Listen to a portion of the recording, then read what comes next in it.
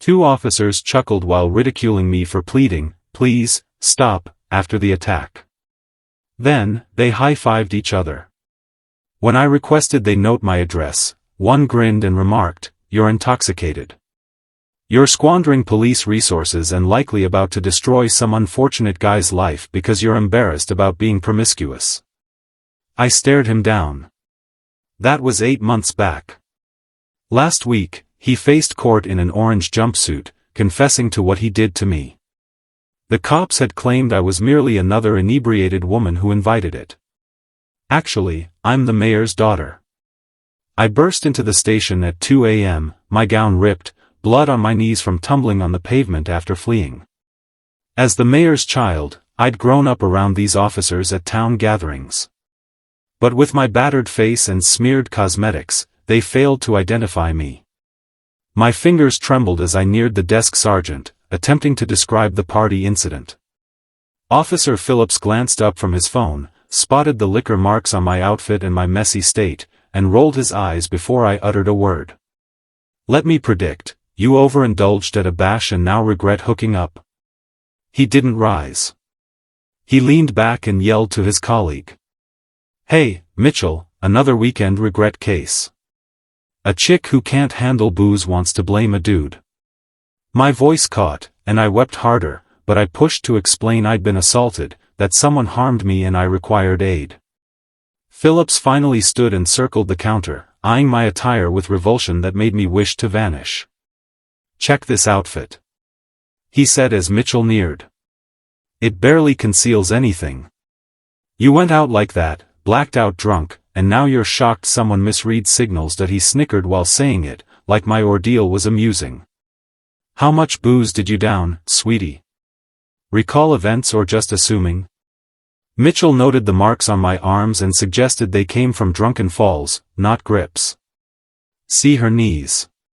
She's stumbling," he declared. "Likely puked in bushes and invented a tale to justify her appearance." He seized my wrist for a closer look, squeezing the bruises enough to make me yelp. "Could be anything. You ladies bruise easily when wasted." When I demanded a report, Phillips produced a form but dramatized its futility. He quizzed in a mocking tone, like I was dim. "Spell your name?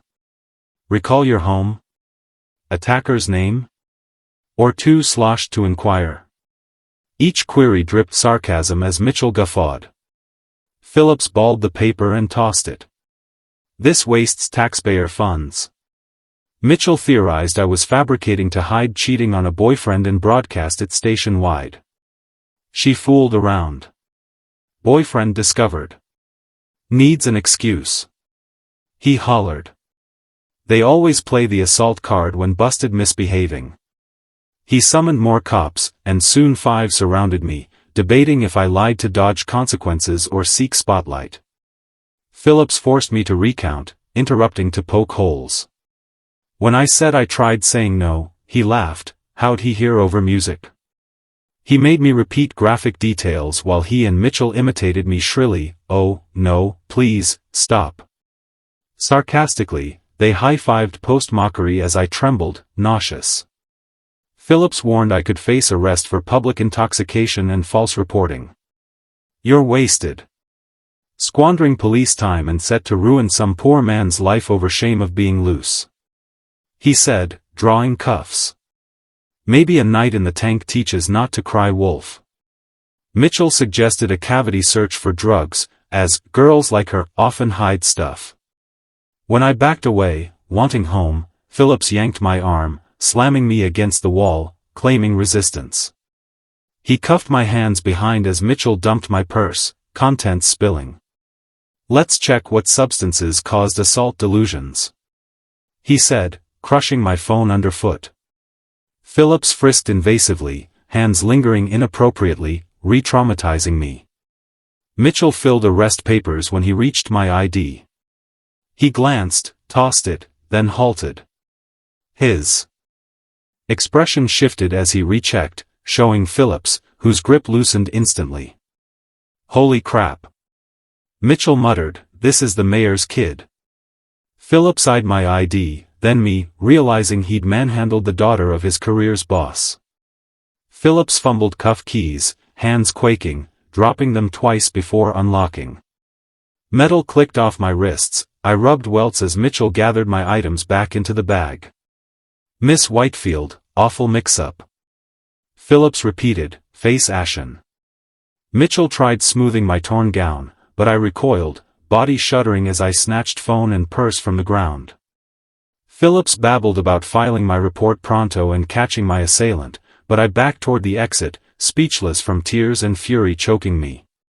Mitchell pleaded not to go. Said they must record properly, but I retreated until the door. Phillips stepped. I screamed, "Don't touch me ever." Voice boomed, turning head station-wide.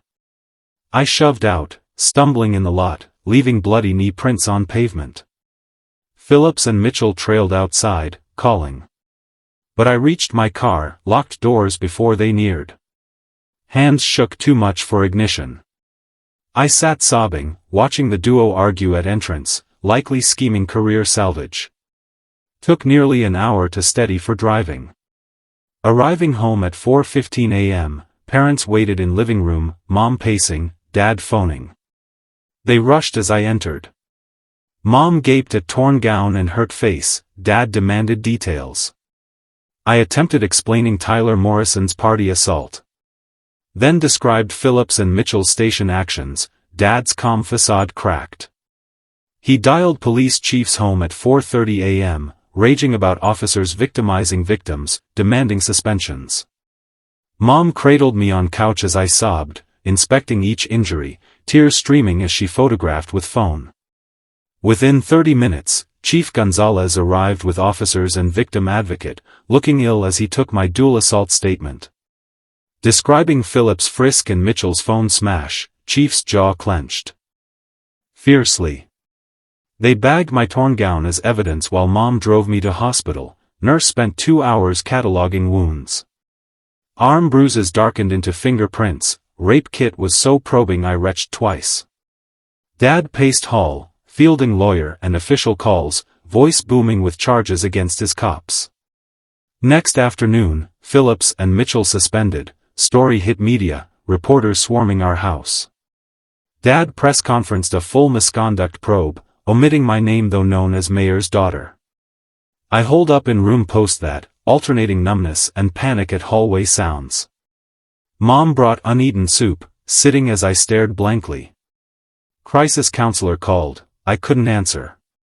Night blurred into repeating nightmare of party and station fusing until assaults indistinguishable. 3 days passed in haze of no food/sleep before Dad bedside said Tyler from city's wealthiest family. Voice steady but jaw tight explaining lawyer's consensual claim. Police union lawyered Phillips/Mitchell, insisting routine with uncooperative drunk. Dad's hands trembled showing phone statements of self-protection over mine. Next morning, new phone buzzed from Manny Perez, psych class acquaintance. He attended party. Saw Tyler hauling me upstairs when I couldn't stand. What spun my mind, cops shift upon ID reveal. Like pain mattered only via Dad's status, not my humanity.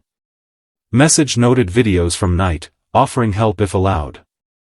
Those words cracked my chest open, first non-parent belief in my harm. Manny proposed downtown cafe meet next afternoon. I stared 20 minutes before replying yes. Mom drove. Waited in car as I entered on wobbly legs. Manny at back table with laptop rose awkwardly, unsure of hug/handshake. Pulled chair, slid laptop over quietly. First video, 1:15 a.m. party, Tyler supporting stumbling me toward stairs, gown intact, makeup fine, but obviously too drunk. Second, 1:47 a.m., me fleeing front door, gown torn, mascara streaks.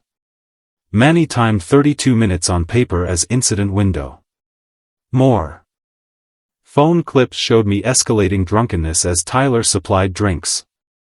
Then gut twist, Manny's dad was district attorney. He'd monitored Tyler months after friend Sarah's unreported assault, knowing disbelief. Manny opened laptop folder of chat screenshots, Tyler boasting drunken girls, rating intoxication. 1. Preferred too wasted to recall, avoiding issues. Another, bragged unconscious cheerleader exploitation. Manny collected evidence months, awaiting brave complainant, now offered to DA dad. 3 days on, police union released edited station body cam, showed only my drunk/angry bits, malfunction during Phillips grabs/insults. Dad demanded raw server data, IT claimed corruption in maintenance, unbelievable. 2 days later, Captain Gloria Torres visited unannounced. In living room, said she'd probed Phillips' years, complaints vanishing. Leaned in, whispered hidden booking area camera unknown to most, pulling footage pre-discovery. Returning campus felt impossible, but parents urged normalcy. 12 days post-incident, I entered ground sensing stares. Students whispered/passed, averted eyes ashamedly. English class, sat by door, backpack ready for flight. Male voices behind or loud laughs tensed me, heart raced. Teacher queried my sweating/shaking. 2 days on, Tyler's kin sued dad $2 million defamation. Lawyer press conference dad's political abuse ruining innocent youth over regretful consent. Demanded apology, damages for reputation/career harm. Dad chuckled at suit, saying it enabled discovery, Tyler's devices. 2 days post-public suit, Manny got other girls' messages. 3 shared Tyler stories with proof. 1 saved texts admitting drunken preferences. Another audioed him joking friends on passed-out cheerleader. Manny documented meticulously, building multi-year pattern file. 4 nights later, Mom found me 2 a.m. bathroom with scissors, chopping long blonde locks. She wordlessly took scissors, helped trim properly as we wept. Hair littered floor. Done, she. Cupped face, whispered I remained myself. Mirror showed stranger, short choppy hair, eye bags. 20 days blurred in sleep pills/bed while parents fielded leaked home calls. Captain Torres phoned dad for private home meet, arriving dusk with laptop, glancing back entering. Set on kitchen table, we huddled as she opened encrypted file. Screen, grainy B&W from unnoticed ceiling cam over reception. Torres played, me staggering in, torn gown, bloody knees as recalled. No audio, but clear, Phillips phone glances, eye roll pre-counter. Circling for outfit check, cam caught invasive frisk, lingering chest/legs as I froze. Mitchell's boot phone crush, shards scattering under heel. The most devastating moment was watching them high-five one another after their mocking skit, chuckling at my expense. They both cackled as I stood there trembling and sobbing.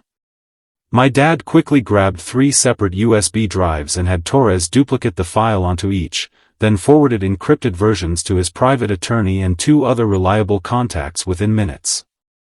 Torres stated that this amounted to criminal sexual misconduct by law enforcement and that they'd face imprisonment for their actions against me.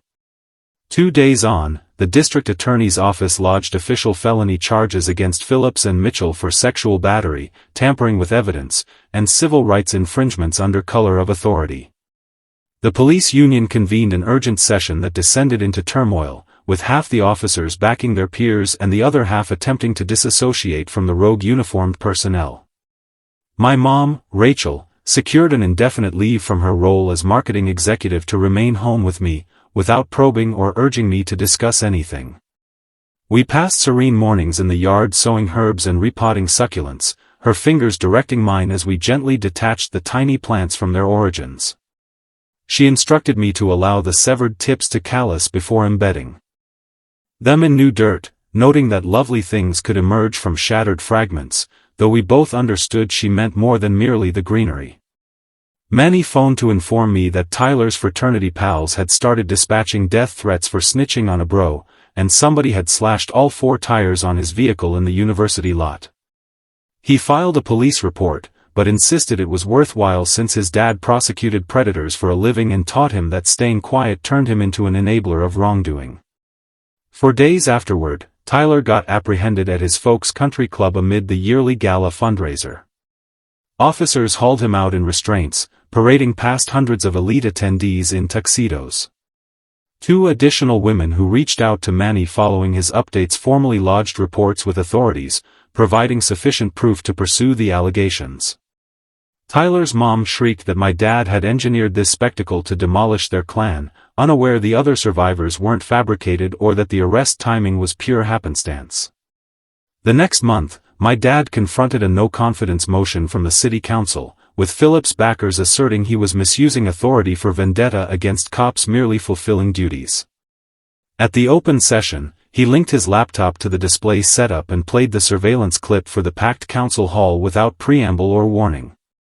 The chamber fell utterly hushed as they viewed their officers manhandle me while I pleaded and wept for assistance. Several folks gasped when Phillips' palms roamed across my form. A counselor who'd championed the police rose and exited, mentioning he had daughters himself before the footage concluded. The motion failed 8-2, yet the pair of opposing members contended the recording was fabricated and called for an FBI probe into my dad's graft and power abuse. I began sessions with therapist Sarah Winters twice weekly for PTSD counseling, spending the initial 3 meetings. Unable to articulate the events without my sight blurring and my limbs going numb. The timestamps Manny uncovered keep racing through my mind. Precisely 32 minutes between those pair of clips when my world shifted. How did he think to compute that exact interval? She guided me on anchoring methods, praising me as recollections tugged at me. I had to name 5 sights, 4 textures, 3 sounds, 2 scents, and 1 flavor. The prosecutor handling Tyler's prosecution convened with Manny and me to ready us for the road ahead. She cautioned. Tyler's kin enlisted top-tier counsel. She noted they'd allege I drank voluntarily, pursued Tyler, had a pattern of bogus claims, though none held truth since jurists occasionally swallow such fabrications regardless. I attempted resuming routine pursuits and attended my economic study circle at the library. But when a peer tapped my shoulder to highlight a homework query, my vision went black. Upon regaining awareness, I was on the ground, gasping for air, as campus guards urged me to inhale from a paper sack. And the entire library gawked like I was unhinged. 6 weeks on, I sat in the courtroom's rear watching Phillips and Mitchell get formally arraigned on multiple felony counts. The panel had viewed the unaltered body cam footage retrieved by IT from a redundant server, plus statements from fellow officers who finally stepped forward. Phillips pivoted to glare at me as his attorney contended the video lacked context and I'd been belligerent and defiant that evening. The judge wasn't swayed and set bond at $100,000 apiece, which the union posted within the hour. 3 days hence, Captain Torres summoned us to her relocated desk in the basement, where her workstation had been demoted after stripping her third-floor space. She displayed transfer docs arrived that morning, reassigning her ongoing investigations to other investigators and scrubbing her from the 2-year promotion roster. She declared they aimed for her resignation. But she had 18 months to pension and they'd need to terminate her to force an exit. That weekend, my dad requested I visit his office post another council gathering where half the attendees demanded his ouster. He slumped at his desk with head in hands, and upon lifting his gaze, I spotted tears streaming down his cheeks. Something unseen since Grandma passed. He repeatedly murmured he'd let me down doubly. First by failing to shield me from Tyler, then from his own department. We lingered there an hour in silence. Both bearing blame that rested with our assailants. 2 days afterward, the FBI arrived at our residence with a squad of investigators seeking to quiz me on the entirety. They devoted 6 hours dissecting the dual attacks, inquiring about hospital evidence obliteration, bodycam edits, and every police station particular. The lead agent cited 12 incidents over 5 years mirroring patterns. Proof vanished or got doctored post-misconduct allegations. Meanwhile, Manny persisted digging into Tyler's history and unearthed docs indicating expulsion from a prep academy for misconduct toward a junior girl. But his parents donated heavily and the files vanished from formal records. He located 3 females from Tyler's secondary school who claimed he'd violated them too, yet their families faced lawsuit threats if they went public. Each piece Manny unearthed made me feel less insane.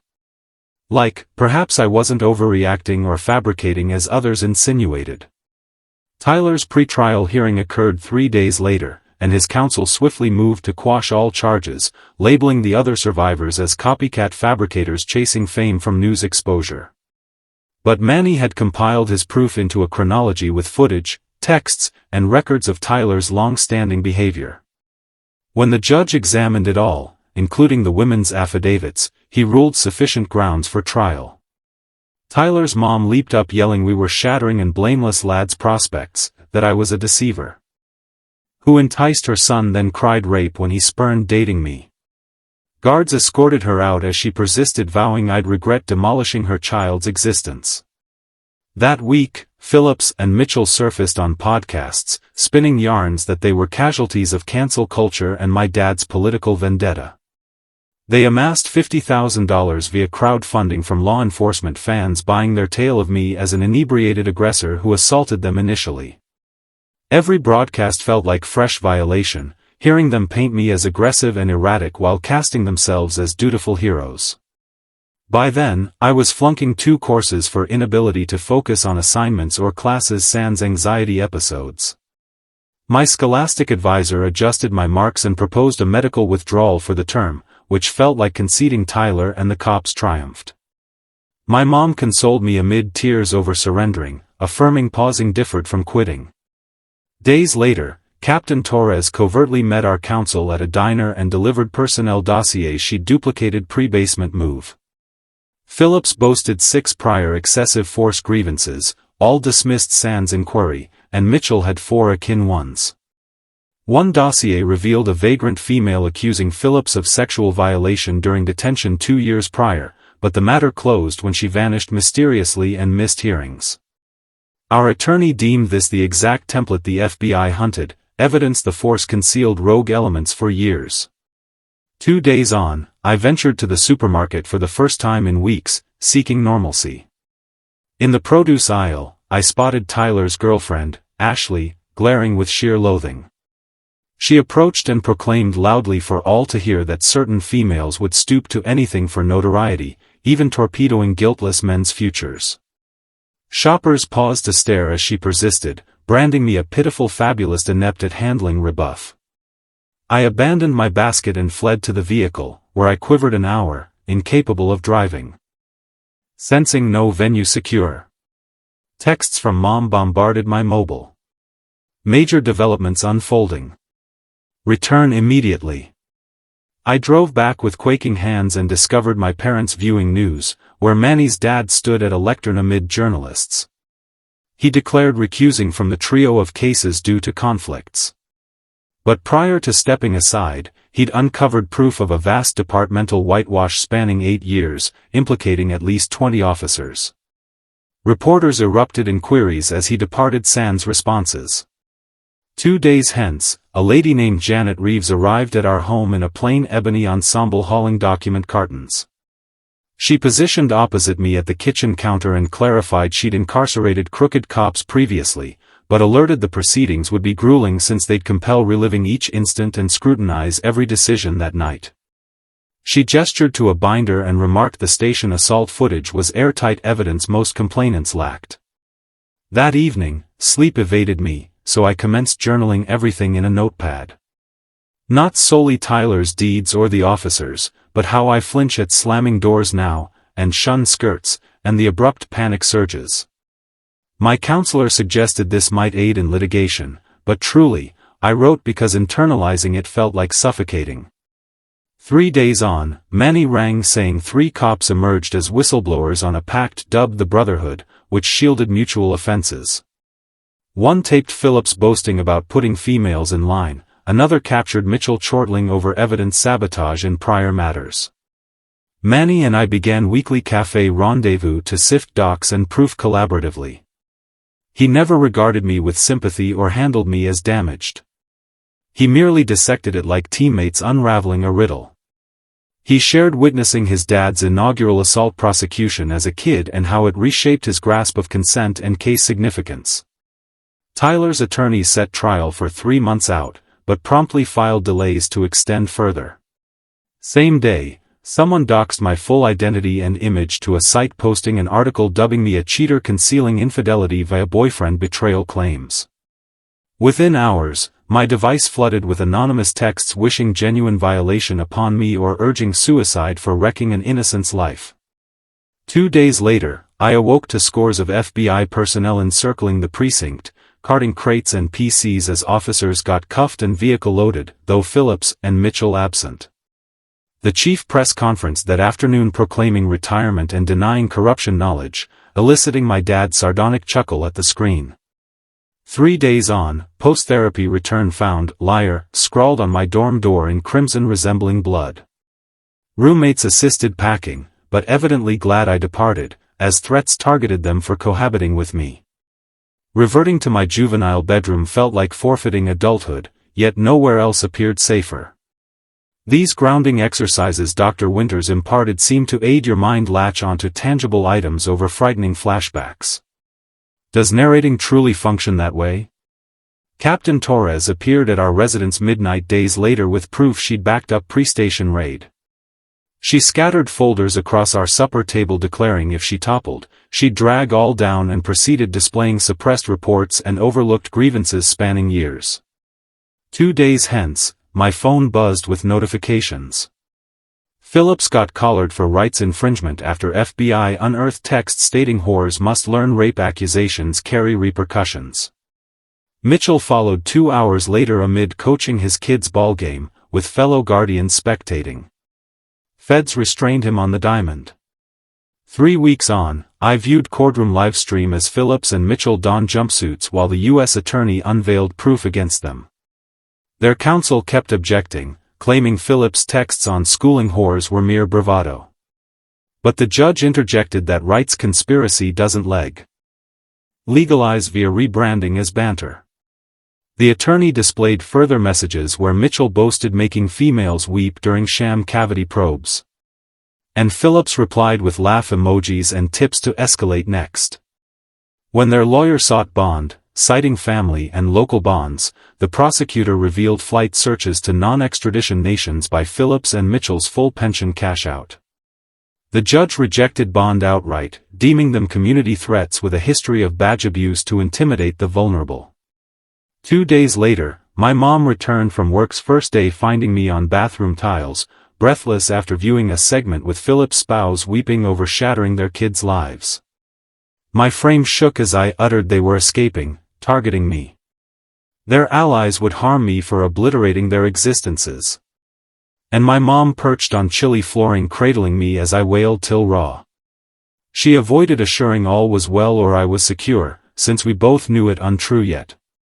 3 days on, a court clerk delivered subpoena from Tyler's team demanding my complete health files, including adolescent counseling notes for exam stress at 16. My attorney Janet termed it a dragnet, hunting twists to portray me unstable or fabulous prone.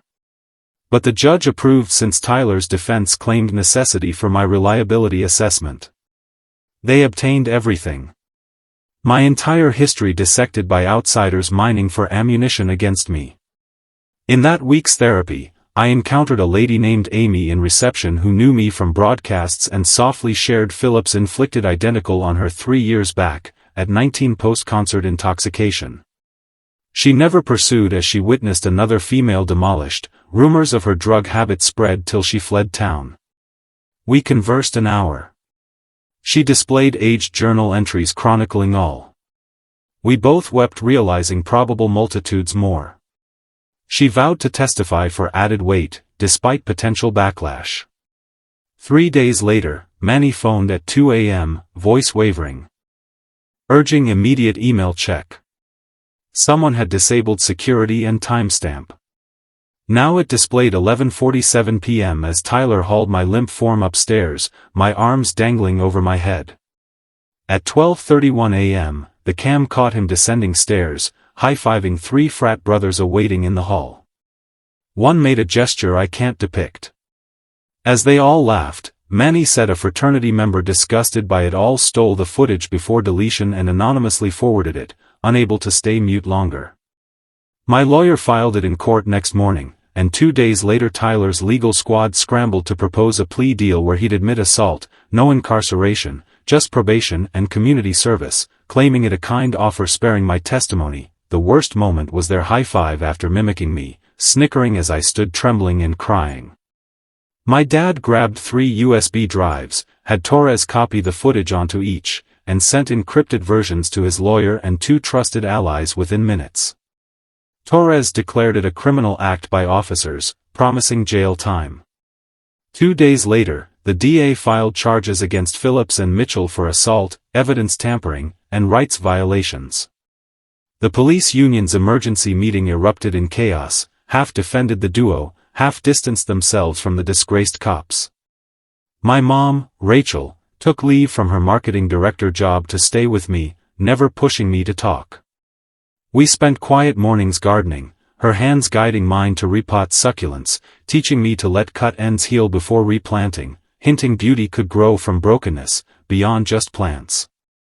Manny called. Tyler's frat brothers sent death threats for his betrayal. Someone slashed his car tires. He filed a report but said it was worth it. His DA father taught him silence abets crime.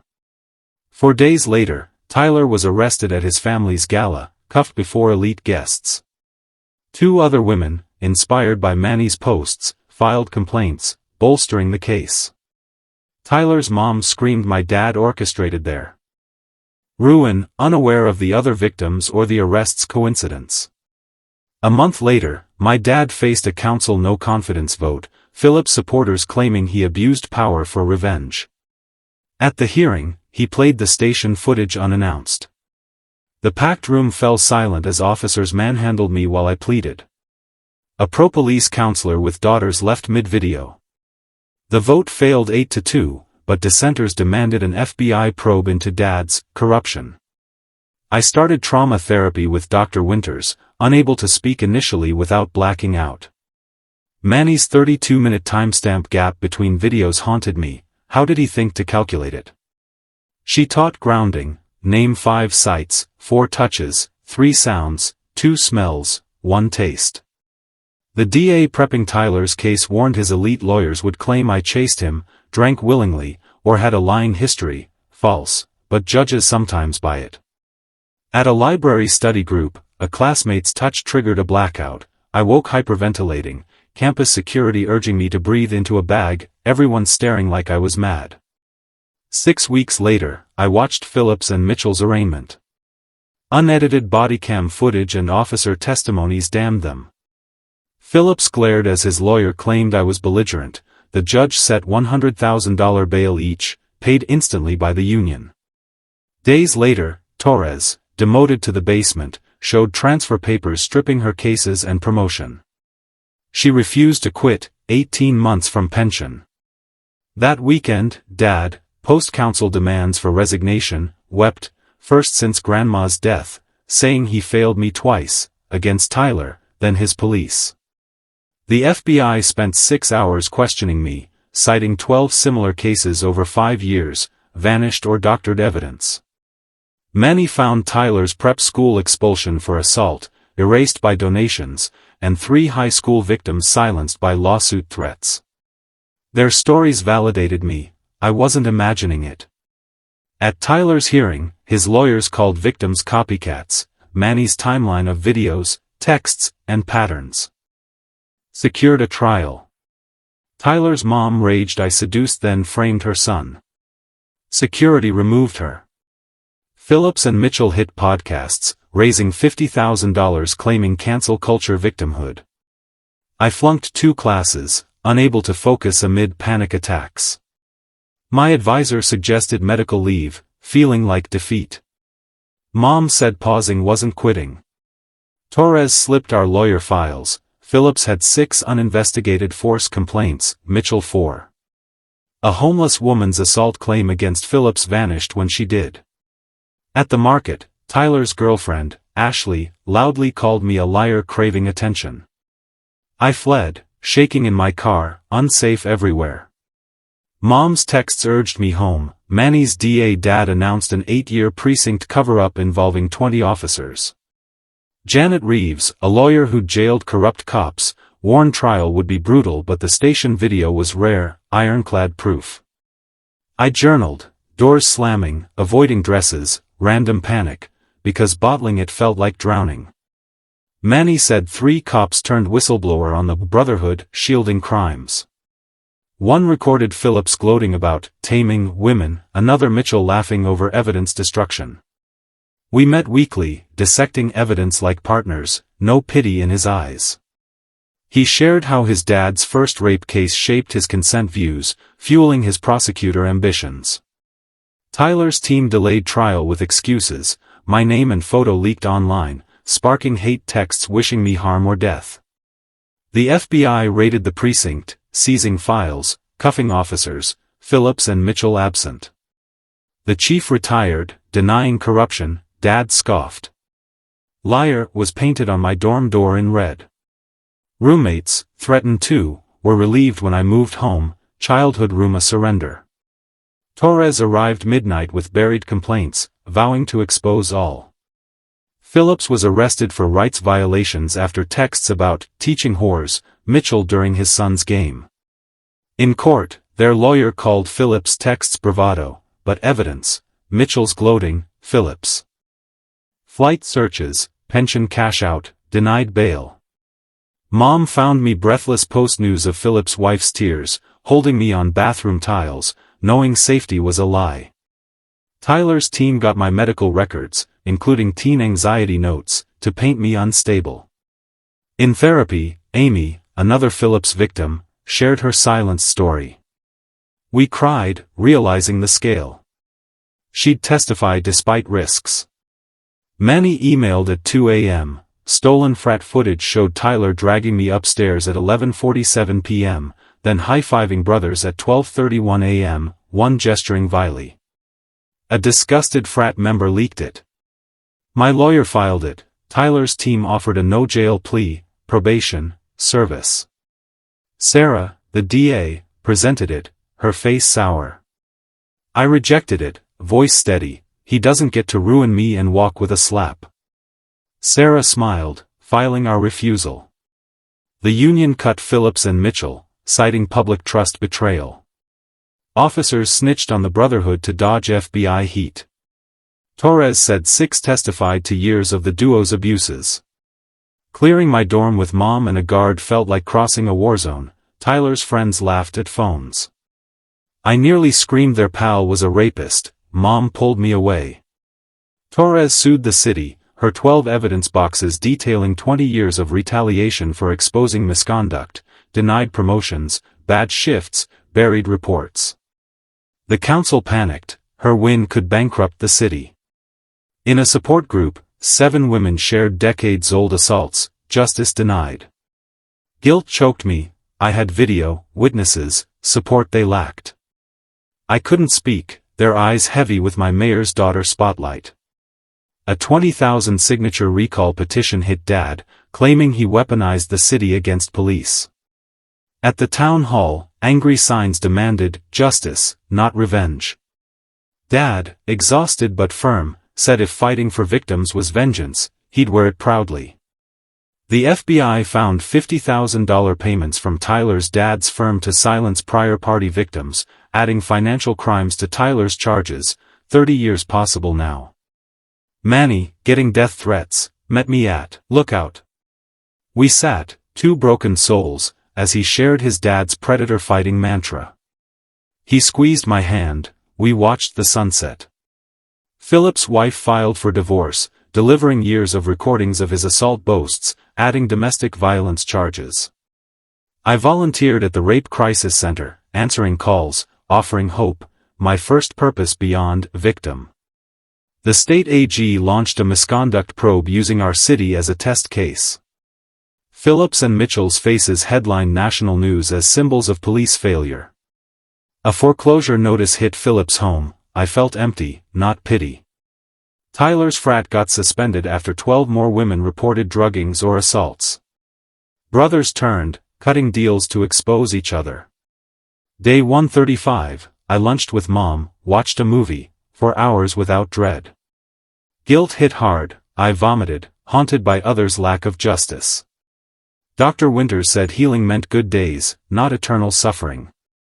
Phillips and Mitchell faced 10 to 15-year plea offers for naming Brotherhood members, or 20 to 30 at trial. Tyler's lawyer faked a medical emergency, third delay excuse. The judge set a final trial date in 6 weeks, clashing with finals if I resumed school. Mitchell cracked, delivering a 47-page confession exposing 15 years of Brotherhood cover-ups, 18 cops, 3 bribed judges, 2 complicit DAs. Names we knew, Dad's golf buddies, dinner guests. He kept photos, recordings, plans to bury cases. Phillips held out until Mitchell's tape of him gloating about my assault surfaced, him laughing in a bar, detailing my tears, the wall slam. His new lawyers claimed Mitchell lied, but a leaked recording of Phillips framing a teen ended it. Officers scrambled for deals. Dad won the recall election with 67% after Mitchell's confession aired. We cried in relief, though nightmares persisted. Tyler's 8-hour deposition grilled my dating history, drinking, party attendance, implying I framed him for rejection. I stayed calm, knowing the frat video, Tyler dragging me, brothers cheering, would crush them. Jury selection saw Tyler's team nix young women, victim supporters, parents like me, seeking old conservatives to see him as a good boy. They asked jurors if women lie about assault or if drinking invites consequences. Torres won her $3.2 million suit, with back pay and reinstatement. She donated half to the Crisis Center, founding a police training program. I couldn't speak at it, too raw. The night before trial, I baked Grandma's cookies at 3 a.m., Mom helping silently, flour everywhere, keeping me grounded. We baked silently till dawn, dressing for court. The trial opened at 9 a.m. The prosecutor played the frat video, Tyler hauling my limp body, brothers' vile gestures. Jurors gasped. Tyler's lawyer painted me as a vengeful liar, but Manny's timeline, texts, videos, victim statements, proved a predator's pattern. Tyler's mom sobbed, still denying. After 3 weeks, the jury deliberated 2 days. Guilty on all counts, 25 years, no parole. Tyler collapsed, his family wailed. Phillips and Mitchell's trial followed. Mitchell's confession and recordings buried them. Both got 15 years, the Brotherhood dismantled, 12 officers indicted. The city reformed police protocols, Torres leading training. I returned to school part-time, Manny by my side, both of us healing. Nightmares lingered, but volunteering gave purpose. I wasn't just the mayor's daughter or a victim, I was rebuilding, one grounding exercise at a time. Don't forget to like, subscribe, and hit that bell icon so you never miss a twist. Stay tuned to Reddit Tales Times for your daily dose of drama, laughs, and unbelievable stories.